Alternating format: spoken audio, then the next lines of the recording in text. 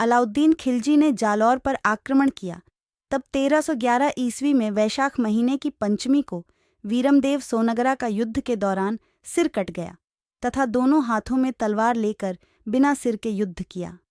उनकी वीरता पर कवि ने कहा है कि आप फटे धर उलटे कटे बखत, राकोर सिर कटे धर लड़ पड़े जब छूटे जालोर।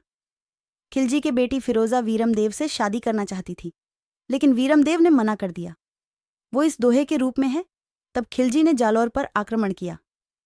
मामो लाजे भाटियां, कुल लाजे चौहान, जे मैं परणु तुर्कनी तो पश्चिम उगे भान, अर्थात अगर मैं तुर्कनी से शादी करूं तो मामा भाटी कुल और स्वयं का चौहान कुल लज्जित हो जाएंगे, और ऐसा तभी हो सकता है जब सूरज पश्चिम से उगे।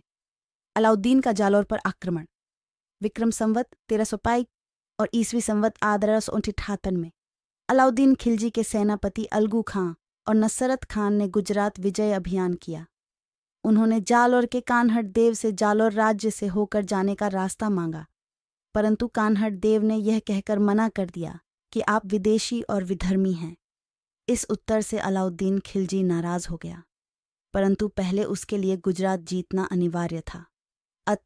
उसकी तुर्की मुस्लिम सेना गुजरात की तरफ बढ़ गई और सोमनाथ के मंदिर को तोड़कर वहां बहुत कत्लेआम मचाया। इस खबर को सुनकर कान्हड़ देव ने अलाउद्दीन की सेना पर आक्रमण किया। उसकी सेना को वहां हार का सामना करना पड़ा। उस वक्त अलाउद्दीन का ध्यान चित्तौड़ और रणथंभौर के विजय अभियान पर ही लगा हुआ था। अतः जब उसने दोनों क्षेत्रों को जीत लिया तब उसका ध्यान जालौर पर गया।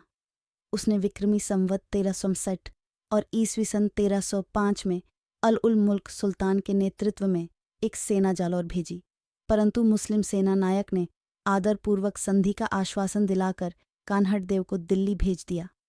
कान्हड़ देव का पुत्र वीरमदेव दिल्ली दरबार में रहता था। वहां रहते हुए ही शहजादी फिरोजा उन्हें दिल दे बैठी, लेकिन वीरमदेव ने मना कर दिया। जालौर पर आक्रमण हुआ, 1 साल घेरा रहा। बाद में क्षत्राणियों ने जौहर स्वयं वीरमदेव ने 22 साल की अल्प आयु में वीरगति पाई।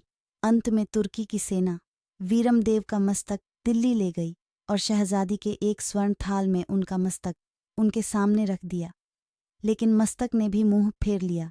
जीते जी छोड्ढो मरने के बाद भी इसे देखकर शहजादी फिरोजा बहुत दुखी हुई।